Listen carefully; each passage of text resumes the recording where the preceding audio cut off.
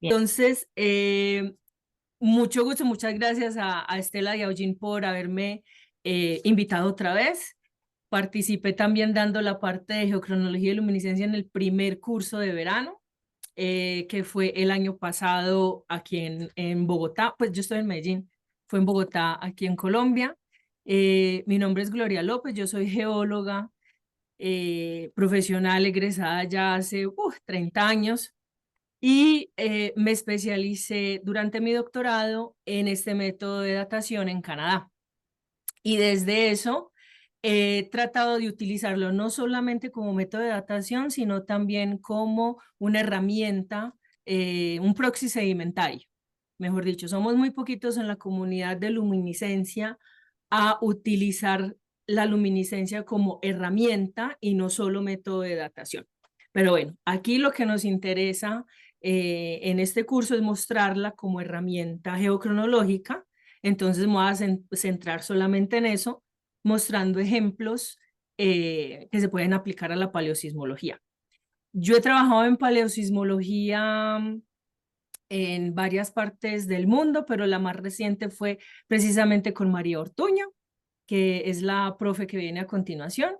Hicimos un gran estudio de fallas en toda la península ibérica y las datamos, no solamente con luminiscencia, sino también con ESR y nos ayudamos de paleomagnetismo y también de carbono 14. Fue un estudio gigante de toda la península y apenas, pues no se ha dado a conocer mucho porque era un proyecto súper especial para las centrales nucleares españolas. Entonces no todo se podía, no se, todo se puede divulgar. Pero mi fuerte, fuera de la datación, es la sedimentología y la geología de tsunamis. Entonces, me he metido un poquito en todas partes, por decirlo de otra manera. Pero bueno, concentrémonos en esto. Hoy, yo me gradué del doctorado por allá en el 2007, o sea que esto ya vengo jugando con la luminiscencia hace bastante tiempito.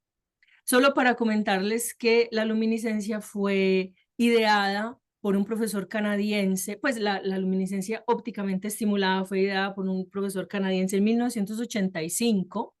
Entonces, este método de la OSL es muy joven, muy reciente, y en los últimos 20 años se ha venido utilizando exponencialmente y en este momento es el método que más se utiliza fuera del carbono 14 a nivel de geocronología a nivel internacional. En todo, tiene muchísimas aplicaciones y cada día le estamos encontrando pues muchas más aplicaciones.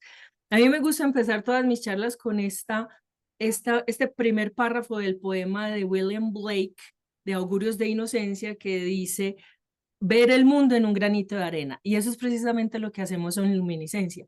Nosotros hemos logrado llegar a datar un solo granito de arena. Obviamente que estadísticamente no es bueno utilizar solamente un grano, pero utilizando muchas veces granitos individuales se puede llegar a conclusiones fantásticas. Este método, muchos lo confunden como que, no, eso es igualito al carbono 14, no lo es. Aquí nosotros estamos midiendo es carga atrapada, carga electrónica atrapada, carga electrónica generada por radiactividad natural ambiental, o sea, procesos de ionización ambiental que ocurren en todas partes, acá, pues siempre, y están presentes en el suelo donde se va a extraer la muestra. Entonces, ¿por qué se ha vuelto tan importante la datación por luminiscencia? Pues porque utilizamos los dos minerales más abundantes que hay sobre la faz de la Tierra, que son el cuarzo y el feldespato, ¿cierto? Están pues casi que omnipresentes en todas partes o en todos los ambientes deposicionales. También se pueden utilizar para datar superficies de roca, o sea, ya hemos avanzado no solamente en sedimento o depósitos sedimentarios, sino también superficies de roca y cristales en sí. Fuera de eso, tiene un rango muy grande de utilización de diferentes tamaños de grano, desde arcillas hasta gravas. Todo tamaño de grano que quepa dentro del lector de luminiscencia, que enseguida se los muestro también. Y también se pueden datar materiales hechos por el hombre siempre y cuando tengan trazos de cuarzo y de feldespato, cerámicas, materiales como ladrillo, etcétera, ¿cierto? Y lo más bonito del método es que puede datar cualquier cosa que ocurrió, cualquier evento o cualquier cosa que se formó hace 4 o 5 años atrás, hasta en este momento la última publicación de datación extendida llegó a los 2 millones de años. Pero mientras más antigua sea el depósito que se quiera datar, más tiempo de máquina requiere. Entonces no es muy eficiente, digámoslo así, a nivel de laboratorio, de prioridades del laboratorio o de economía del laboratorio, porque 6 meses una máquina midiendo una sola muestra, eso es muy complicado, ¿cierto? Entonces, por lo general, para escatimar no escatimar en estos gastos y en estas extensiones, muchos laboratorios solamente datan hasta 500.000 u 800.000 años atrás. Son muy pocos los laboratorios que les gusta hacer la medición hasta 1.500, 1.800, perdón, 1.500.000, 1.800.000, 2 millones de años por el tiempo que gasta. Entonces, como les decía anteriormente, las aplicaciones son muchísimas, muchísimas.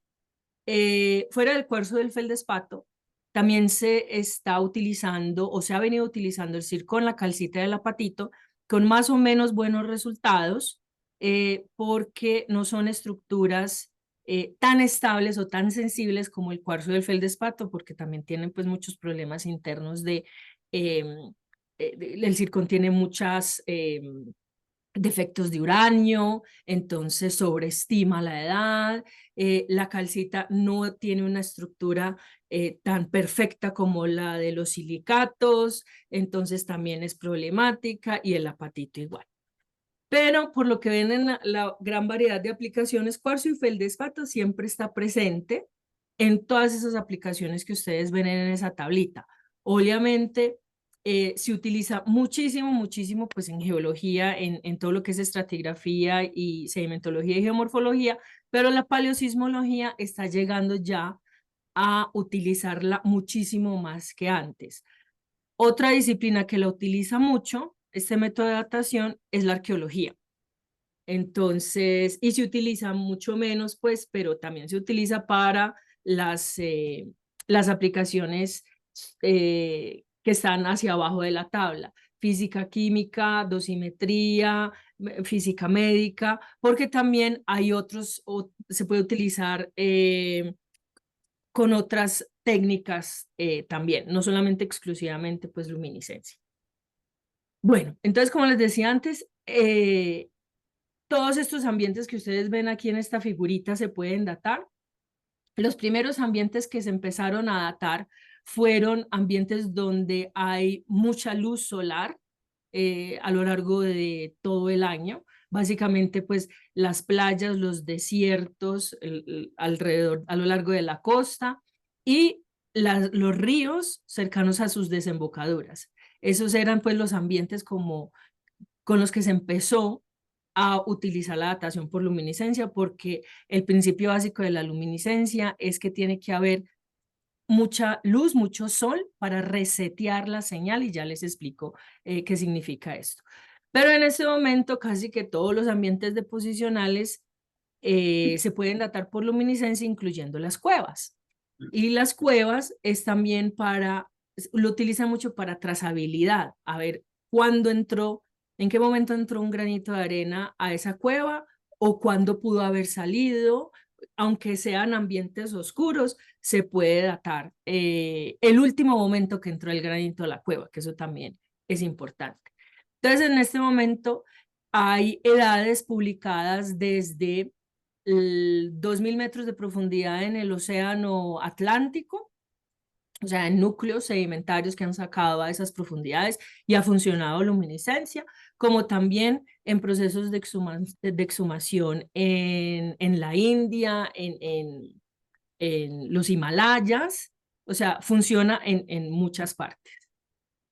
Lo que hay que tener en cuenta es cuando se va a tomar una muestra para hacer datación por luminiscencia, lo principal es que en la historia del granito de arena sea una historia de reciclaje largo. Es decir, que esté lejos de su fuente, ya sea ígnea metamórfica o sedimentaria. Mientras más lejos esté de esa fuente, ese granito de arena va a funcionar mejor, va a tener una mejor sensibilidad porque va a estar acostumbrado a perder esos electrones y volver a atrapar esos electrones. Esos se pierden y se pierden a medida que el granito de arena vea la luz solar y se atrapan cada vez que el granito es redepositado. Entonces, mientras más reciclaje, o sea, erosión, transporte, depositación, haya, mejor va a ser ese granito. Entonces, hay que pensarlo es en cuando se muestrea un depósito en particular, por ejemplo, un deslizamiento o una cuña de falla, hay que saber la geometría de ese ambiente para poder determinar en qué punto es el más estratégico para sacar esos granitos, para analizar esos granitos, porque esos granitos tuvieron que haber visto la luz del sol antes de ser depositados. Si esos granitos, por ejemplo, si ese evento ocurrió de noche, la luminiscencia no va a servir, porque lo único que estará midiendo es una señal remanente pasada. Entonces, por eso es muy importante que para poder obtener precisión y exactitud en el momento de la medición, que es lo que nos va a dar la precisión y la exactitud en la edad, se entienda muy bien los procesos de erosión de la fuente, el transporte o medio en el que se transportó ese granito de arena y cómo se depositó. Por eso yo siempre digo que, aunque la luminiscencia fue inventada por físicos y la gran mayoría de los directores de laboratorios en este momento son físicos, el geólogo es muy importante en esta comunidad porque somos los que de verdad entendemos todos estos procesos naturales de formación de depósitos, ¿cierto? Y es mejor que la muestra la tome un geólogo que sepa, que sea experto en luminiscencia, a un físico que sea experto en luminiscencia, porque ya se ha comprobado que muchas muestras de las que se publicaron al principio de la luminiscencia, pues por allá en los años 90 están mandadas a recoger porque nunca tuvieron en cuenta estos procesos geológicos. Entonces, el principio de la luminiscencia es bastante simple, pues, a ver, es muy complejo a nivel interno, físico-químico de la cristalografía de los granos, porque todo ocurre entre las capas de conducción y de valencia dentro del cristal, pero pues no los voy a aburrir con eso. La cosa es que el granito tiene que tener una estructura cristalina en particular y esa estructura cristalina tiene que tener algunos defectos o trampas. Y esas trampas son las que van a atrapar los electrones que produce naturalmente el ambiente donde está enterrado ese granito. Entonces, durante su enterramiento, su tiempo de su vida de enterramiento, van a estar atrapando electroncitos constantemente, ¿ya? En el momento es que el granito es expuesto a la luz solar, toda esa luminosidad se va a emitir o va a salir de ahí, o los electrones van a salir de ahí en forma de luminosidad, pero una luminosidad que nosotros no vemos, por eso se llama luminiscencia. Y el ciclo vuelve a repetirse en el momento en que el granito es depositado otra vez. Esto tiene que ver con estímulos, o sea, el estímulo para que salgan esos granitos de arena. Si eso SL es luz y si la medición es por TL o la acumulación es por calor, es el calor, obviamente, porque los dos, calor o luz, pueden estimular a que esos granitos, esos electrones se salgan de ahí. ¿Ok? Entonces lo que pasa es que en el momento en que un granito es enterrado, va a empezar a acumular esa carga, ¿ya? Por toda la radioactividad que hay en el ambiente. Radioactividad en forma de rayos alfa, beta y gamma. En el momento que hay una erosión, esa carga va a salir, obviamente, pero va a generar, digámoslo así, si fuera una representación gráfica, va a generar una caída, ¿cierto? Esta representación gráfica, esta caída es lo que nosotros literalmente vemos en el programa eh, del computador que está ligado pues al lector de luminiscencia. Entonces, esto es lo que nosotros vamos a recrear en el laboratorio, porque después de que se mide esta curva natural, o sea, esta luminosidad, le vamos a volver a regenerar lo que en la naturaleza se puede regenerar a nivel de volver a depositarse en otro lugar y volver a enterrarse pues en otro lugar. Nosotros lo generamos es dándole radiación y le vamos vamos a volver a medir esa radiación y vamos a repetir ese ciclo varias veces para poder determinar, hacer una curva en la cual leer esta primera curvita. Entonces, esto se puede hacer, esta recarga se puede hacer durante años, millones de años a lo largo de la vida del granito o en momentos muy específicos de muy corta vida como lo es un deslizamiento. Si el deslizamiento ocurre, solamente los granitos que van a estar en las partes superficiales al deslizamiento o en las partes más, los ejes del deslizamiento, son los que van a ver la luz del sol, dependiendo de cómo es un deslizamiento. Lo mismo pasa pues en la cuña de falla. Todos los granitos internos no van a ver la luz del sol para volver a resetear ese granito, ¿cierto? Entonces, por eso insisto yo en que es muy importante saber dónde muestrear. Entonces, para que se entienda un poquito mejor, es en el momento de erosión, digámoslo así, ese es el momento de muestreo, si lo vamos a comparar pues con esta curva. Y en el laboratorio, después de un tratamiento de muestras, lo que vamos a medir es esa emisión de luminosidad, o sea, ese decaimiento de energía dentro de ese granito de arena. Y eso se mide y al hacerlo muchas veces, esta curvita, estas mediciones, hacerlo muchas veces, vamos a crear esta curvita. Y esta curvita, digamos, suponiendo que este es mi natural, yo voy a generar, voy a repetir esto varias veces, tanto por debajo de esta dosis natural como por encima, para poder tener lo mejor posible esta curvita y poder determinar cuál es la dosis de ese natural, de esa luminosidad natural. Lo que nosotros contamos son número de cuentas, o sea, número de luces, y eso lo tenemos que pasar a una unidad que se pueda convertir en una edad. Y esa unidad se llama la dosis equivalente. ¿Ya? Todo esto se mide en un lector de luminiscencia, que es esta cosa de aquí, que es básicamente una caja negra llena de circuitos electrónicos. Esta es la caja de control que opera este aparato y que va ligada a un computador. Tiene un programa base de OS específico del cual pues extraemos todos los datos y este carrusel que ustedes ven aquí es este carruselito que ustedes ven acá arriba con las muestrecitas que son unos disquitos en donde uno pone los granitos. Y lo que se hace es medir debajo de un detector, que es un fotomultiplicador, que tiene estimulantes como calor o luces, y una vez el granito esté vacío o se haya pues medido esa luminosidad, lo que hace el carrusel es volver debajo de la fuente radioactiva que está aquí, le da radiación y vuelve el ciclo y se repite. Por eso es largo el tiempo de procesamiento de cada una de estas muestras. Al final, lo que nosotros obtenemos son una variedad de curvas de estas que hay que interpretarlas.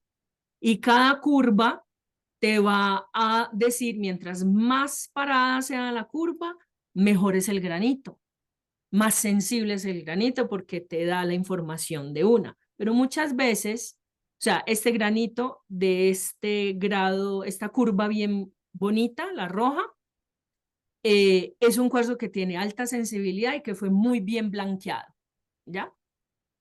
Pero a veces obtenemos cosas así, que esto es una señal con muchísimo ruido porque el granito tiene muy baja visibilidad y muy probablemente fue pobremente blanqueado. Y todo eso hace parte pues de los procesos naturales del granito. Eso por un lado, ¿ya? La medición del granito. Por otro lado, nosotros tenemos que determinar cuál ha sido la historia de radioactividad del lugar de donde se sacó la muestra. Entonces, la dosimetría es la segunda parte fundamental, digámoslo así, de este cálculo de edades por luminiscencia. Entonces, cuando estamos en el suelo, en la superficie, pues bajo la superficie que pisamos, aquí se va a amalgamar toda la radioactividad emitida por el uranio, el torio y el potasio que exista en cualquier mineral o roca que esté en ese ambiente. Fuera de eso, entonces las partículas alfa emitidas por esa desintegración del uranio, torio y potasio se van a quedar en la parte externa de cada granito de cuarzo de feldespato, porque nosotros también utilizamos el feldespato, sobre todo el potásico, para las dataciones. En nuestros ambientes tropicales, este feldespato potásico casi nunca está bien porque está completamente meteorizado, descompuesto, entonces utilizamos más el cuarzo. Pero en latitudes grandes, como ustedes allá en Argentina o digamos en Canadá, hay unos feldespatos súper bonitos, unos feldespatos potásicos maravillosos y que funcionan muchas veces mejor que el cuarzo. Entonces, en Canadá, por ejemplo, los laboratorios son especializados en feldespato. Entonces, todo depende. Bueno, la radiación beta va a atravesar los granitos. Entonces esa radiación beta hay que cuantificarla, al igual que la radiación gamma. Y la radiación gamma, siendo la más potente, es la que vamos a medir por aparte también en muestras que vamos a tomar alrededor de cada punto de muestreo en el laboratorio. Fuera de eso hay que tener en cuenta la radiación cósmica, que me imagino que Lea les va a dar la clase de isótopos cosmogénicos.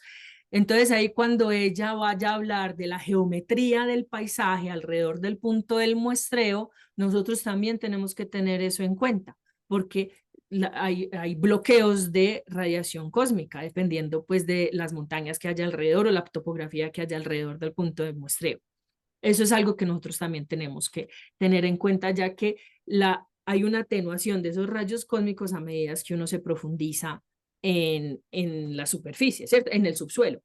Por eso, lo ideal sería para nosotros sacar de la ecuación ese dolor de cabeza que es la determinación de la radiación cósmica, muestreamos por debajo del metro de profundidad, pero muchas veces eso es imposible, ¿cierto? Entonces, por eso hay que tenerla en cuenta. Lo que les decía de que cuando uno toma una muestra tiene que tomar para datación, tiene que tomar también otra muestra de 30 centímetros de alrededor de este punto de muestreo, es para determinar qué tan homogénea es la dosimetría. Porque si yo tomo una muestra aquí, pues en el centro de un depósito X me va a dar supremamente homogénea la dosimetría. Pero si yo la estoy tomando en un punto de contacto, voy a tomar características de este nivel, de la roca y del depósito que quiero datar. Entonces este punto no es bueno para muestreo. Lo mismo este otro, que digamos que esto sea una roca con altos contenidos de uranio, me va a enmascarar el valor real de la dosimetría para esta muestra. Entonces, por eso es muy importante saber dónde muestrear. Y no siempre se va a muestrear para determinar la edad de algún nivel.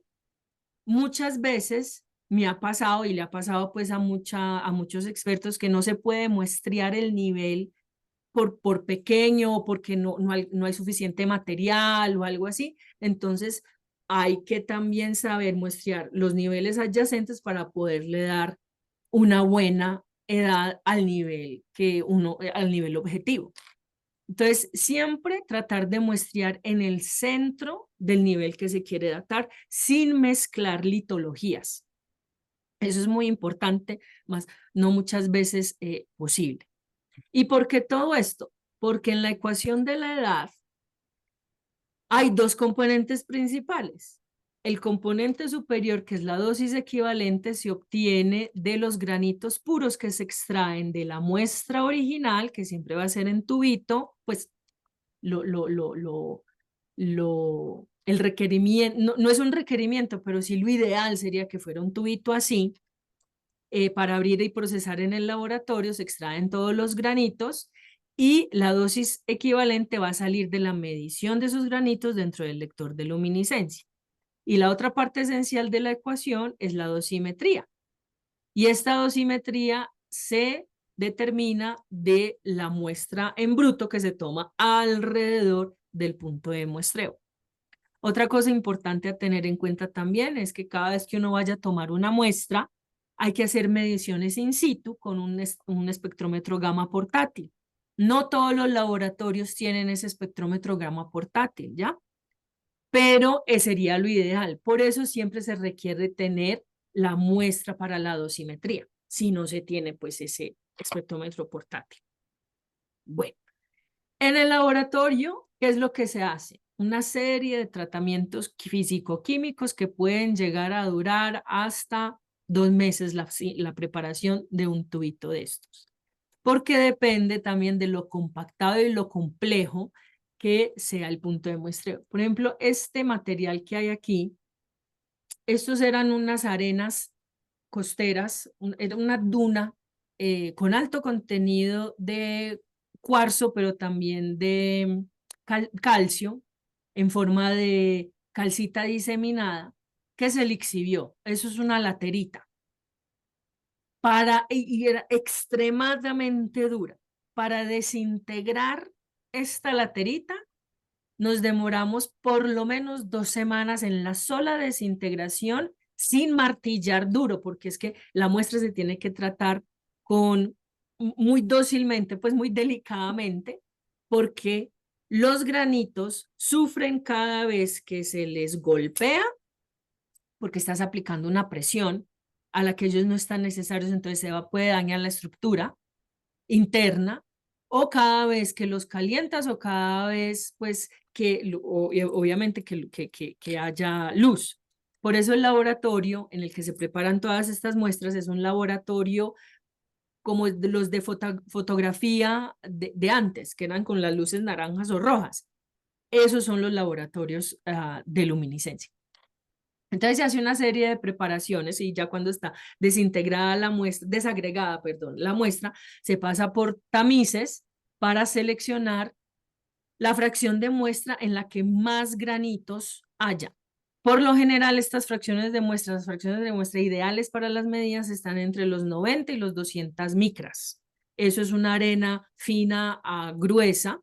Entonces, esas son las que se comportan mejor en la medición dentro del lector de luminiscencia. Se hace una preparación química con peróxido, con ácido clorhídrico para sacar toda la materia orgánica y los carbonatos y limpiarlo de micas. Las micas también se tienen que sacar todas, son un dolor de cabeza. Luego se hace una separación por líquidos densos para separar el cuarzo del feldespato de todos los otros minerales y por último una separación magnética para limpiar bien la muestra. El último paso es un ataque con ácido clorhídrico para quitar 1 a 2 micrómetros de la superficie de cada granito, que eso es donde se concentra la radiación alfa. Entonces así nos despedimos de ese otro dolor de cabeza que es determinar esa radiación alfa. Los granitos purificados son puestos en disquitos, ya sea en estos, que son discos que tienen aperturas, hoyitos de varios tamaños. pues siempre son uniformes, pero hay disquitos con huequitos de hoyitos de 100 micras, 200 micras y 300 micras. Entonces, en cada hoyito de estos uno tiene que poner un granito para que el lector los mida. O también hay otros disquitos que son lisos y simplemente espolvorea los granitos encima y se pegan pues con silicona que ya es pre, pre, prepuesto. La parte de dosimetría es la muestra en bruto que se tritura y se pueden medir en estos espectrómetros gamma de alta resolución, o también se puede medir por activación de neutrones o por espectrómetros pues normales de geoquímica, ICP. Así se ve el laboratorio de luminiscencia. Yo creo que tenemos un momentico, déjeme yo veo a ver si me funciona. Un segunditico, que entonces este es el tour virtual de... Venga para acá. Ay, no, espérate un segundito, cojo. Les voy a mostrar un laboratorio de verdad. Aquí lo ven. Este es el laboratorio, ¿cierto que están viendo ya un video? Correr. Sí, sí, sí. Perfecto. Este es el laboratorio donde yo trabajaba antes, el que yo construí en el Centro de Investigaciones sobre la Evolución Humana en Burgos, España. Si lo quieren ver, yo les doy pues el enlace, pero este es un tour virtual que tenemos del laboratorio. Esta es la zona de preparación. Con de todo esto es un laboratorio de física, perdón, de química y de sedimentología, todo en uno, ¿cierto? Y les voy a mostrar el laboratorio de medición. Pues hay varias, detrás de esa puerta tenemos, pues yo compré un multi-sensor core logger, pues un analizador de bancada. A ver, yo creo que está aquí, a ver si me da. Es el único laboratorio en el mundo que tiene un multi-sensor core logger de los que utilizamos en geología marina. Porque pues yo analizaba muchos núcleos sedimentarios. No todos los laboratorios te aceptan analizar núcleos sedimentarios porque eso es difícil, sobre todo determinar la dosimetría, pero para este laboratorio lo logré. Obviamente ya no estoy en España, estoy en Colombia, aquí tratando de construir algo mejorcito que esto, pero básicamente similar. Y este es el laboratorio, la parte de medición. Entonces, es muy bueno que todo laboratorio tenga su propio instrumento de medición beta, porque ahí podemos afinar cada vez más la parte de la ecuación de la dosimetría. Y aquí es un laboratorio con 5 lectores de luminiscencia.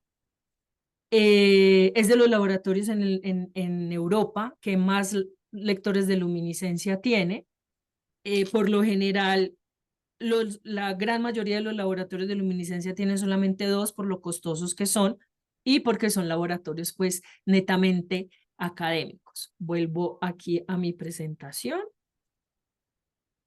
Entonces, para tener en cuenta algo cómo es el proceso de blanqueamiento o esto de blanqueamiento es, imagínense 2 modos de transporte, uno transparente como esta ola y uno muy turbio como un tsunami.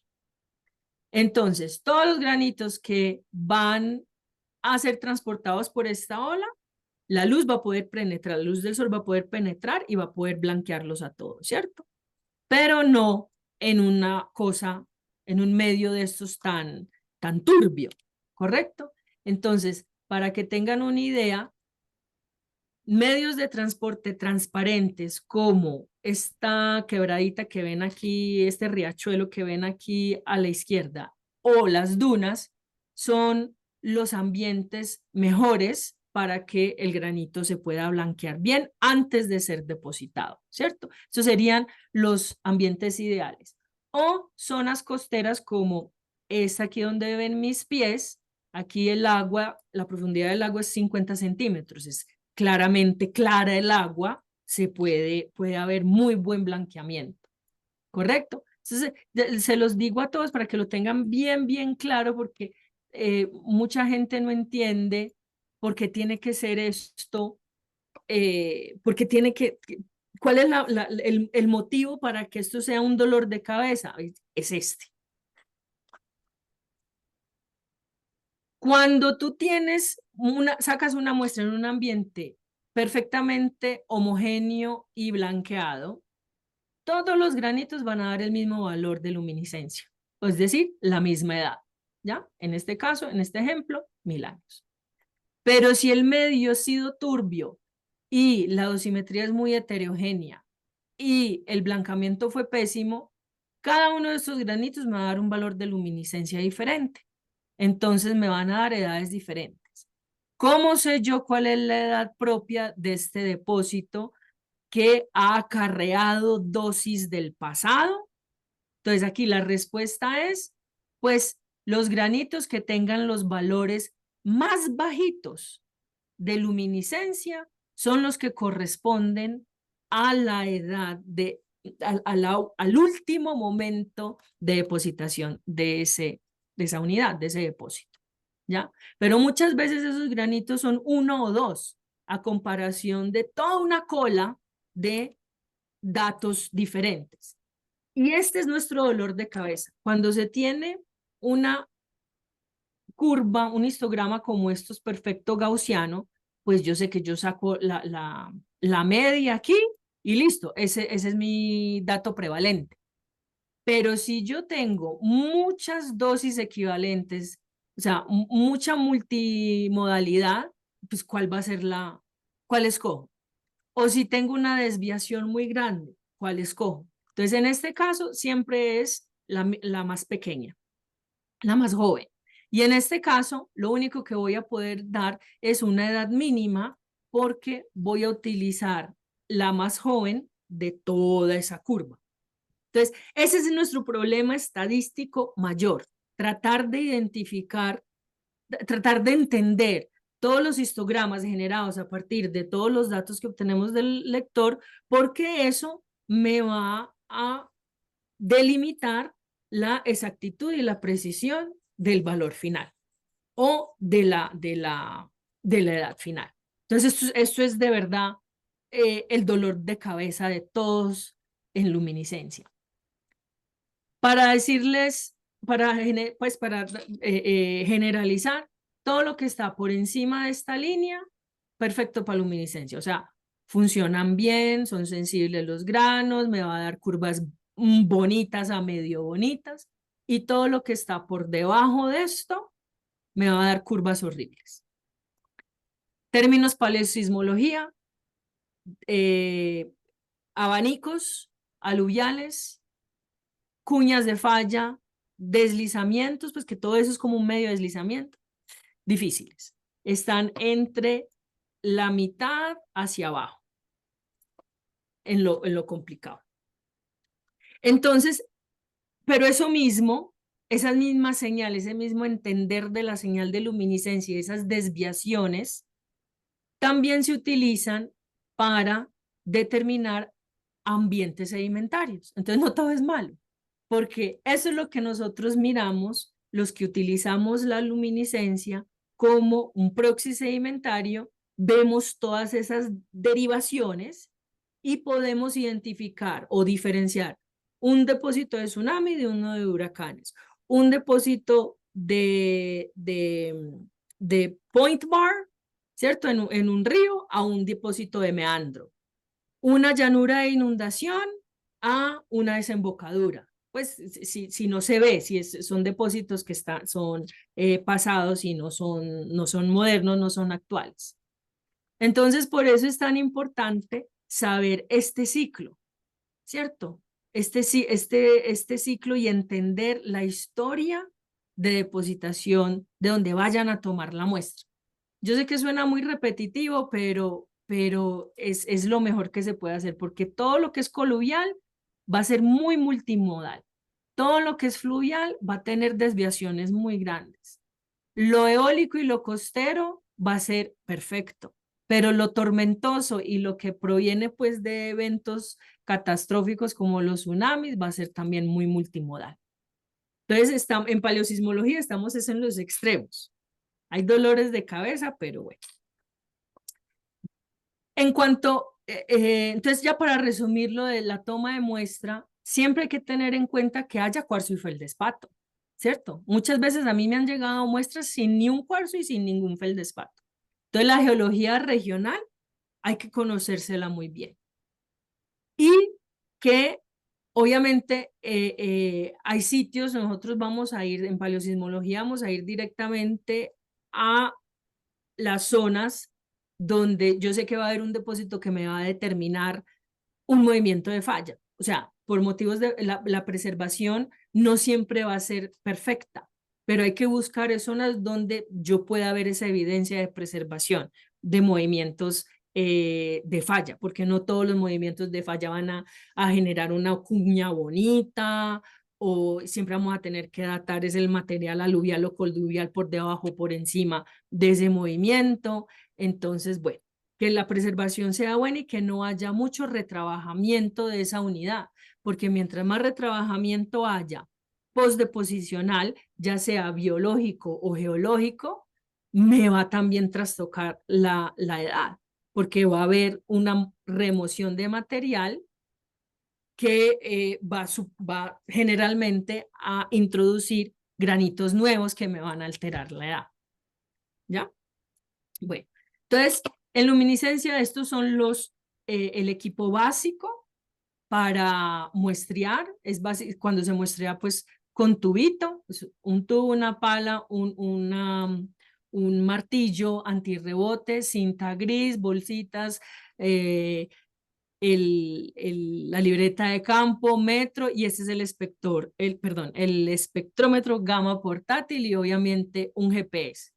Mientras más cositas se tengan, obviamente mejor, pero muchas veces, entonces el tubito, uno puede por lo general en trincheras o en cortes de carretera, lo mejor sería tomar dos muestras dentro de un mismo perfil. Obviamente en paleosismología no tenemos esto así tan bonito como se ve aquí, y siempre tratar de tomar la muestra para dosimetría alrededor del punto de muestreo, ¿cierto? Muchas veces también el nivel es muy pequeño, entonces no vas a poder utilizar un tubo de 7 centímetros de diámetro por 20 centímetros de largo. Siempre vas a tener que siempre vas a tener que tener tubos a la medida de el espesor del depósito o del nivel de la unidad que quieras muestrear. Aquí puse un esfero Vic, porque estas lineecitas más oscuritas que ustedes ven aquí son lineecitas de depósito de tsunami del tsunami de 1755 en Portugal, y tuve que muestrear con esto pintado de negro para poder coger cada uno de estos nivelitos. Entonces uno se las tiene que idear en campo también. Cuando el material es muy duro, hay que recurrir al rototaladro a una velocidad muy baja, porque eso se calienta, y si se calienta, calienta la muestra y blanquea el material. Y eso se tiene que hacer es bajo carpa. Esto aquí siempre algún experto los va a tener que guiar ahí. Otras veces es tan duro el material que ni siquiera el rototaladro sirve, entonces hay que sacar bloques, ¿ya? U otras veces en otros sitios se necesita el material que está por debajo, digámoslo así, de una piedrita. Entonces hay que hacer todo en la oscuridad y levantar la piedrita y escarbar el material que hay por debajo, ¿ya? Eso no todo el mundo lo sabía hacer. Y muchas veces hay que muestrear por la noche. Entonces hay que ir de día, localizar bien el punto de muestreo para poder ir de noche y sacar la muestra a punto de cincel y martillo. Y estas me ha tocado varias veces hacer en paleosismología, ¿ya? Entonces, por último, antes de mostrarles unos ejemplitos y terminar, es que tengan muy en cuenta que cada vez que tomen una muestra, por favor, por favor, por favor, no la vayan a dejar dentro del coche y el coche a sol y agua. ¿Por qué? Porque el calor que se genera dentro de los carros es tan que puede blanquear toda la muestra. Las temperaturas dentro de los carros pueden llegar hasta los 100 y pico grados centígrados. La muestra de luminiscencia, toda muestra de luminiscencia se empieza a deteriorar a partir de los 60 grados centígrados. Y esto es algo que la gente no tiene en cuenta. Entonces uno se va por allá a campo lejísimos y todas las muestras disque guardadas supremamente bien debajo del asiento trasero del carro, yo no sé qué, o en la parte de atrás. Mala idea, siempre una neverita. Y siempre cubrirlas y aislarlas de todo. O si no, sacarlas en la neverita y ponerlas bajo un árbol, que haya siempre sombra, pero nunca en el carro. Y por último, cada laboratorio o cada experto de luminiscencia que ustedes vayan a contratar para que les calcule la edad de sus muestras, va a requerir toda una serie de datos, de información que ustedes van a tener que tomar en campo. Todo esto es información de campo. Entonces, antes de muestrear, por favor, siempre contactar a su laboratorio donde van a enviar las muestras, porque ellos les van a dar toda una serie de parámetros de datos que ellos requieren además de la muestra. Empiezo con los ejemplos. Los deslizamientos y flujos de caída. Entonces, ese es un deslizamiento en el Tíbet muy famoso, muy publicado, muy estudiado. Esa era su zona de proveniencia. Y hasta aquí llegó. Es una cosa gigante. Esto es la ladera es esta, o sea, es este escarpe, es esta cosa de acá, y todo esto es el deslizamiento. Es un mega deslizamiento que para luminiscencia, lo único donde se han conseguido o donde se consiguieron edades más o menos buenas fue en la parte frontal del deslizamiento. ¿Por qué?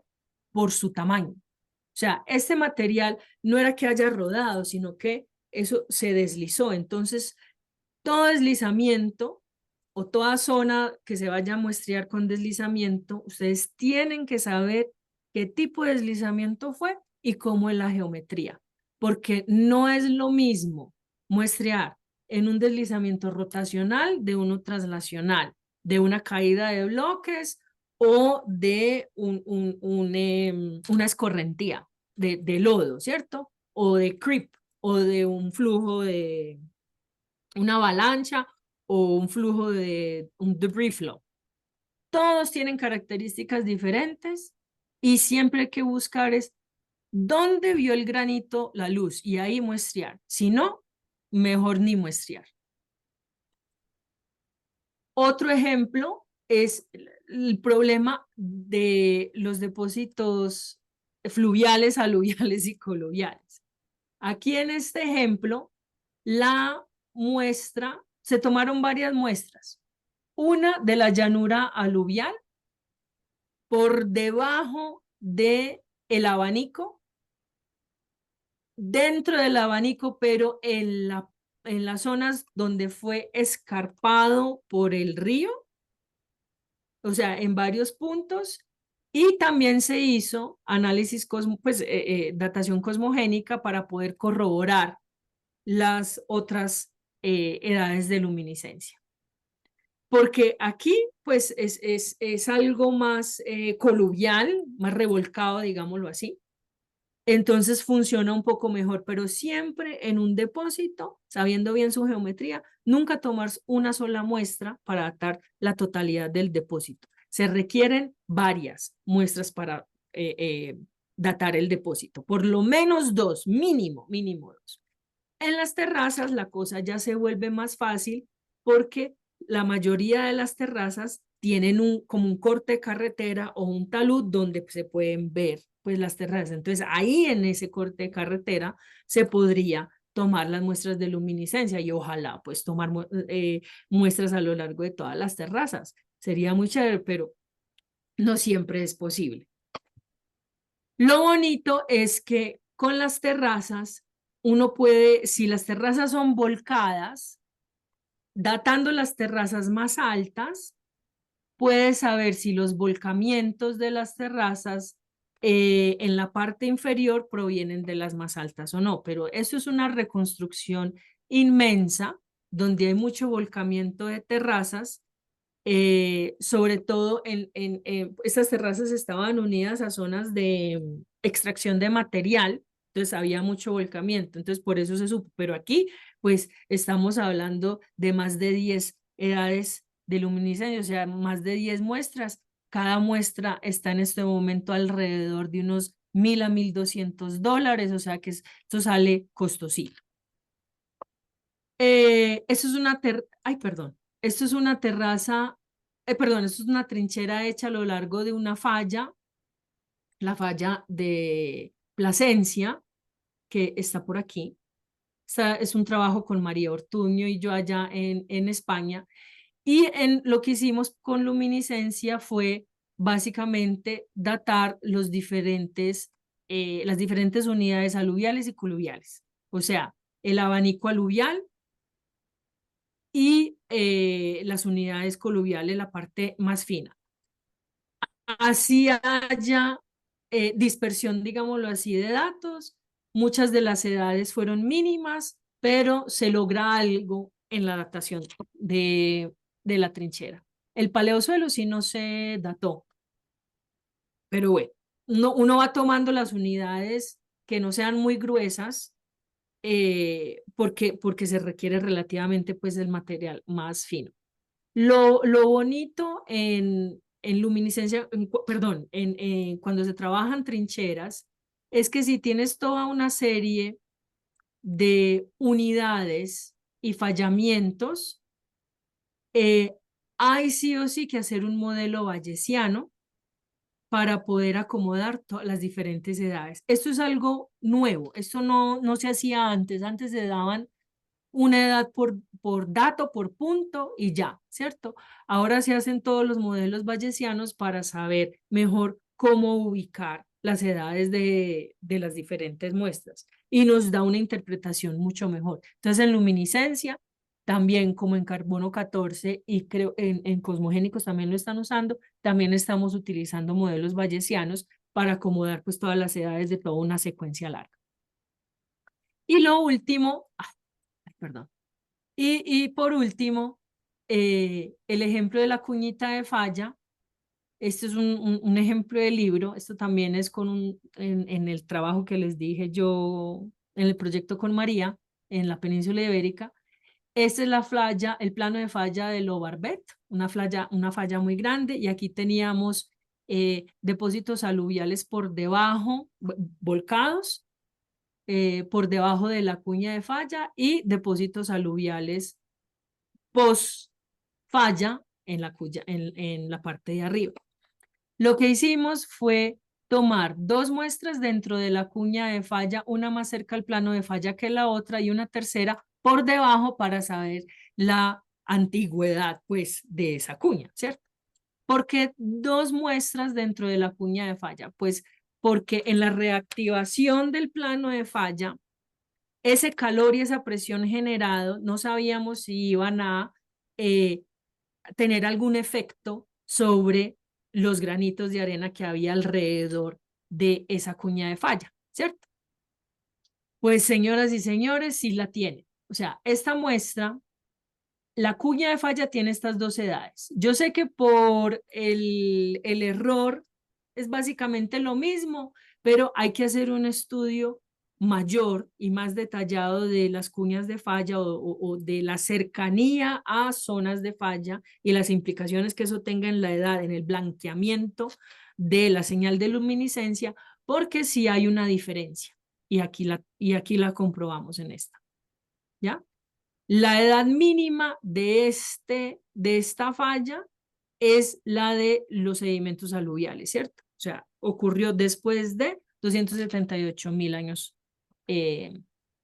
Perdón, aquí, 242.000 años atrás. Y aquí ven las diferencias de las edades, aquí sí se ve más marcada, ¿cierto?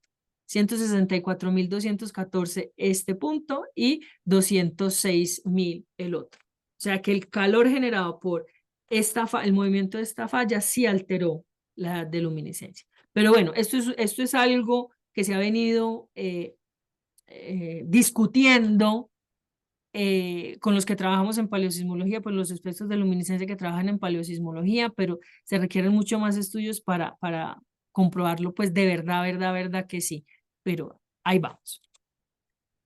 Y lo último, los depósitos de tsunami. Este es un ejemplo en Ecuador. Entonces, pues digámoslo así, es fácil el muestreo, pero no es fácil la determinación de la edad porque tienen una distribución muy grande, ¿ya?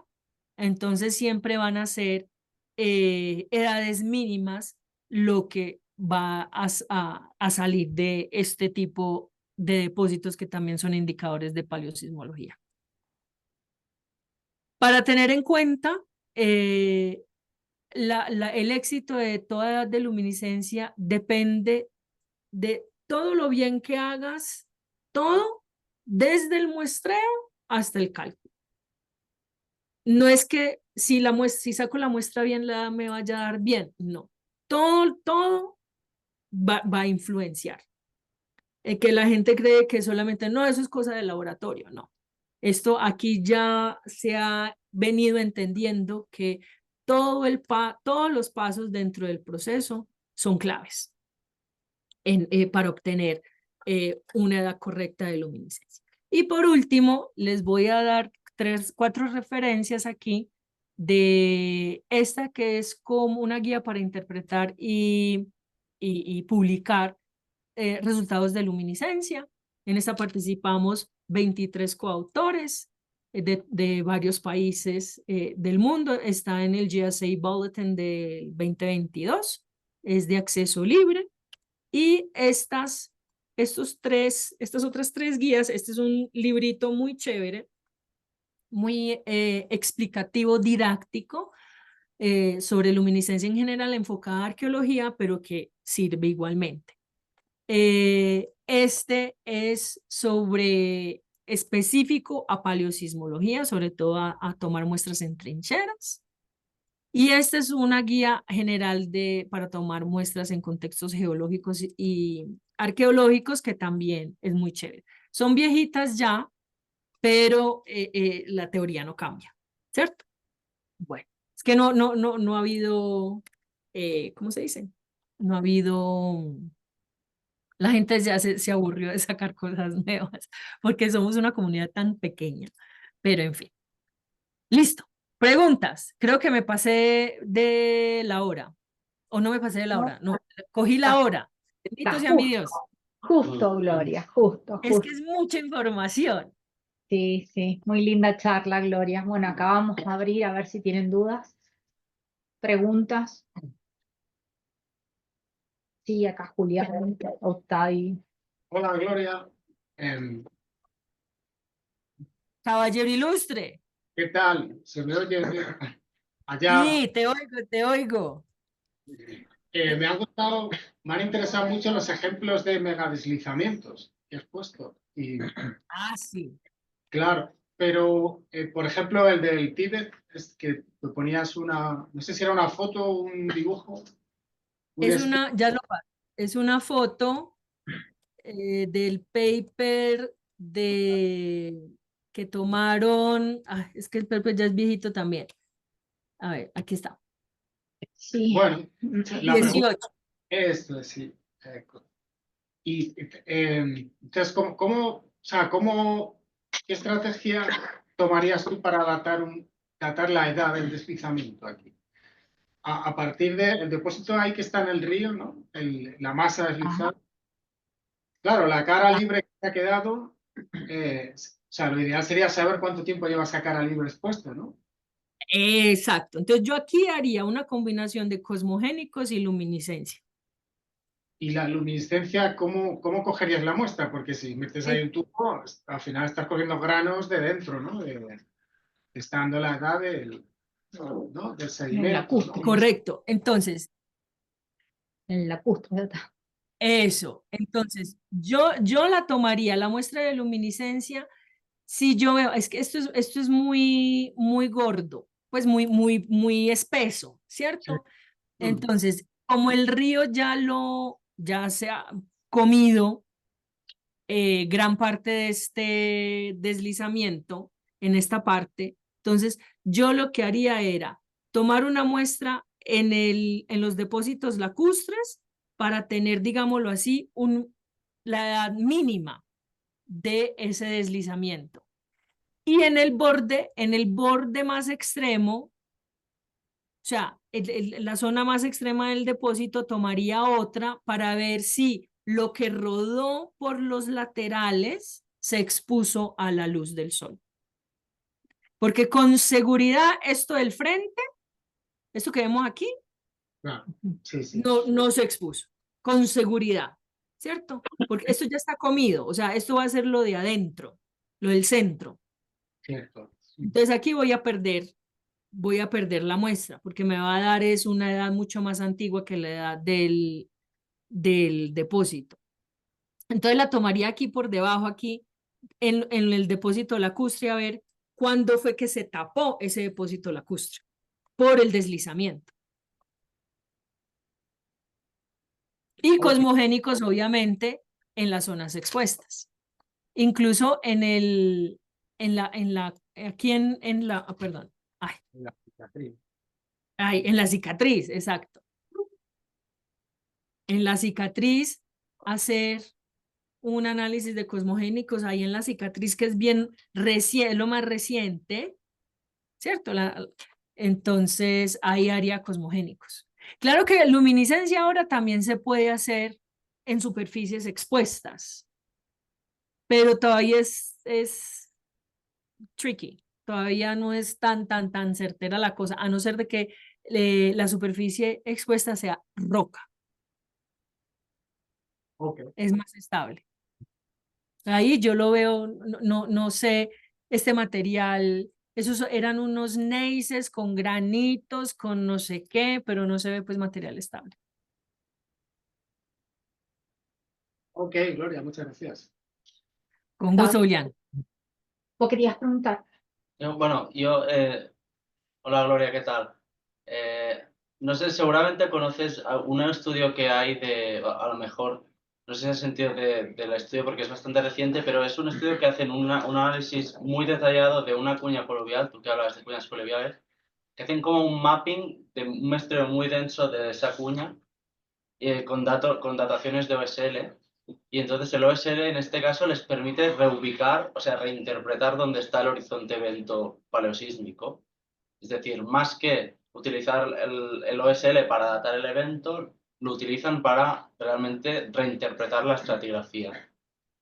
Qué Cosa que, bien, no conozco el estudio, pero suena maravilloso. cosa que no es algo muy normal, ¿no? Entonces, No. ¿cómo ves tú Mm. factible que realmente el OSL pueda ayudar también, no solo a datar, sino a que reinterpretemos o veamos mejor la Muy, trinchera? muy factible, porque mira, incluso es que no tengo aquí una foto, pero en trincheras, voy a poner esta, pues esto no es lo mismo, pero bueno, en unas trincheras de tsunamis una trinchera no, una zona de tsunami muy retrabajada. Lo que estamos haciendo allá en Ecuador precisamente, lo que estamos haciendo es tratar de identificar que cada uno de esos nivelcitos que vemos que se retrabajaron sí correspondan al nivel de tsunami, no solo utilizando la edad como parámetro de correlación, sino la distribución que se ve interna, o sea, la distribución de los valores de luminiscencia, que en este caso, ¿qué estoy haciendo? Ay, perdón. Es que no está en modo presentación. Ya. Que en este caso, digámoslo aquí, en este nivel de depósito de tsunami me dio una sobredispersión del 110%, ¿ya? Entonces, es utilizar el análisis de la dispersión de la luminiscencia en los diferentes niveles que son como parches por varias partes, a ver si los podemos correlacionar. Yo sé que en sitios arqueológicos se ha utilizado la luminiscencia para correlacionar estratos volcados. Entonces yo me imagino que fue que de ahí sacaron la idea de entender la reactivación de la falla Claro, ahí era interesante porque la luminiscencia les decía que realmente la estratigrafía no era lo que guiaba dónde estaba el evento, sino que era la edad de Ajá. luminiscencia, ¿no?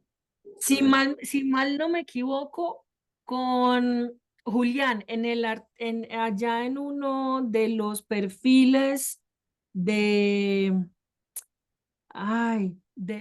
norte, donde estuvieron, La araña, puede ser. sí, allá les pasó lo mismo, que reinterpretaron los coluviales. Los coluviales les sirvieron para reinterpretar la activación de la falla y no las cuñas para datar la falla. Y creo que está descrito en una partecita del paper que sacamos ay, se me fueron los nombres.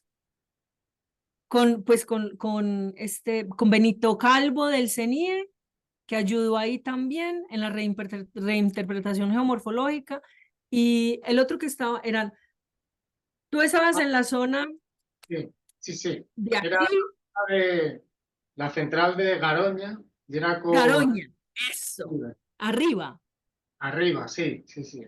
¿Quién era el que estaba encargado de esa parte? Que se me olvidó el nombre. No, pero era Alfonso Benito o algo así, ¿no? No, pero el de ustedes, no Benito. Benito sí era Fidel Martín. Fidel.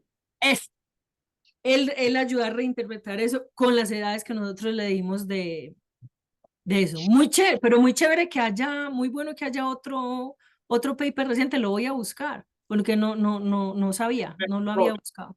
Sí, la falla Wasatch. Ah, ok, lo voy a buscar. Pero sí sirve. Lo que pasa es que la gente es muy cuadriculada, digamos así. Quieren que la datación les ayude a solventar pues, que me diga las edades y punto. Es como en arqueología. En arqueología reinterpretan con base en la cronología, en vez de hacer, y nosotros hacemos lo contrario, nosotros interpretamos y asignamos edades.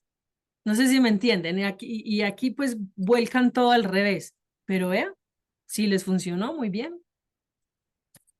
Una pregunta difícil, Gloria, sobre la influencia del carbonato en la...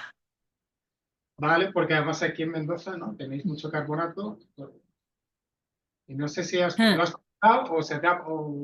no. porque... Sí, precisamente, vea, estas bolas que ustedes ven aquí, estas cosas, esos son nódulos carbonatados creados por lixiviación. Esto fue un dolor de cabeza, ¿ya? Entonces yo me imagino que ustedes allá tengan esos son como los loes de Cataluña, en España, que hay mucho loes casi que petrificado por calcificación.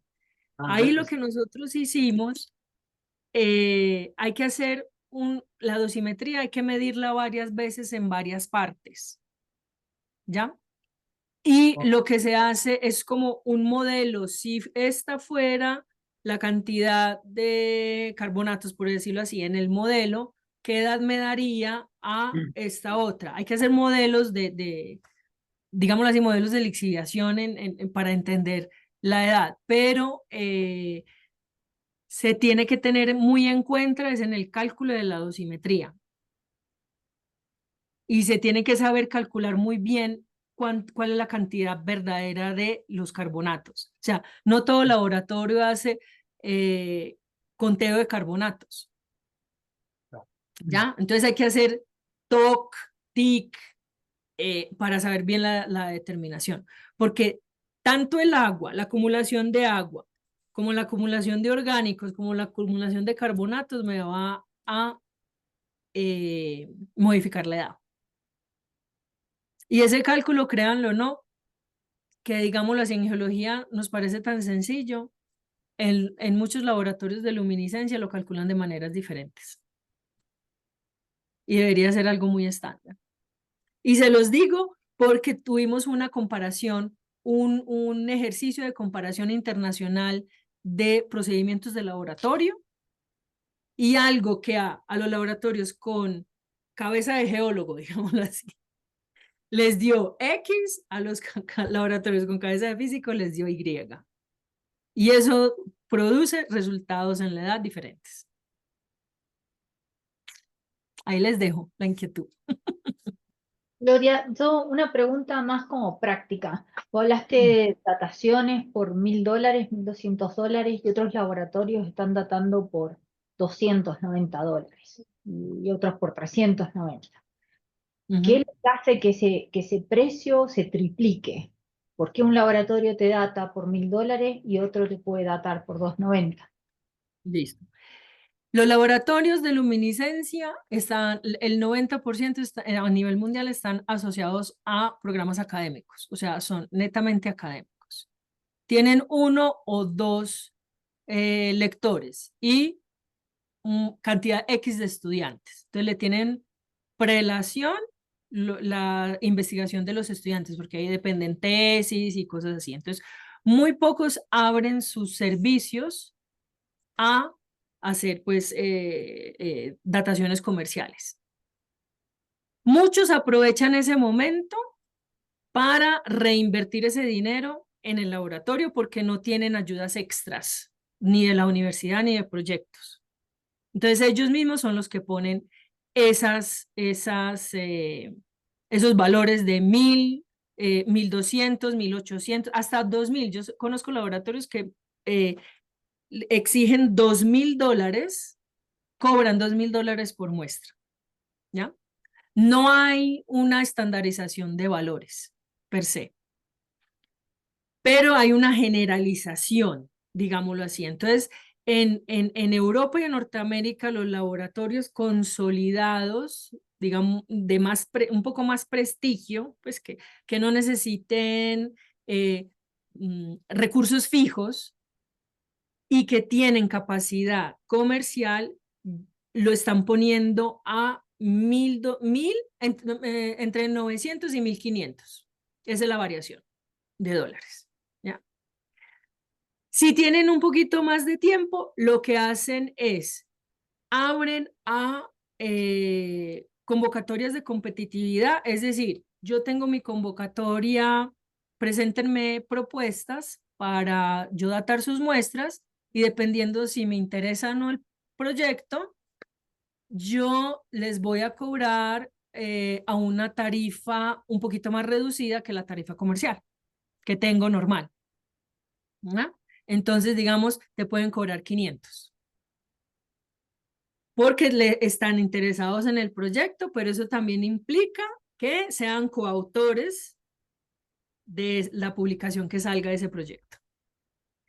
Y otros laboratorios lo que hacen es, no venga, colaboremos. De frente te dicen, colaboremos, me interesa mucho su proyecto y lo que te voy a pedir es los consumibles. Tú me pagas los consumibles, es decir, los reactivos que yo utilice en el tratamiento de la muestra, que se me quebre un beaker, ahí lo sumo o algo así. Y los consumibles, dependiendo del lugar del mundo donde esté, pueden variar de 200 o de 100 a $400.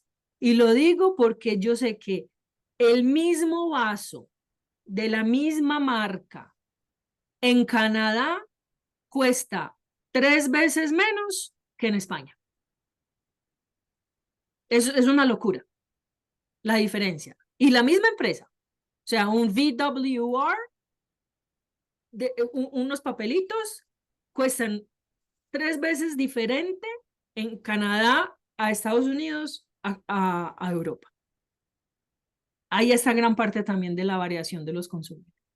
Yo en este momento, por ejemplo, yo estoy trabajando con un arqueólogo de en la Sierra Nevada de Santa Marta, datando unas terrazas indígenas antiguas de la cultura tairona.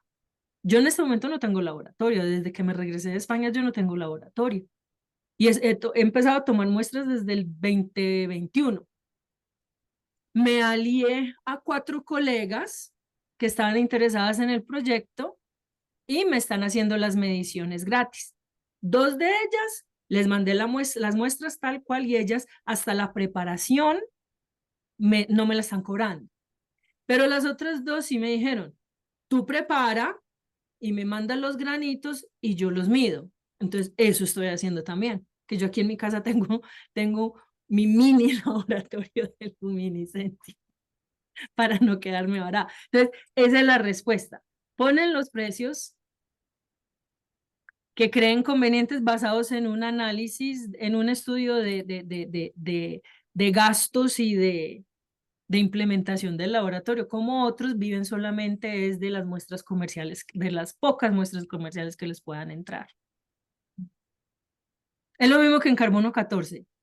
Beta Analytic está cobrando a 500 carbono 14, ¿cierto? Y si es muestra rápida, pues Rush y AMS creo que está en 800. Pero el laboratorio de Polonia, y te entrega los resultados en 15 días, y el laboratorio de Polonia está cobrando 200 por 290. muestra de carbono 14, pero se demora 6 meses.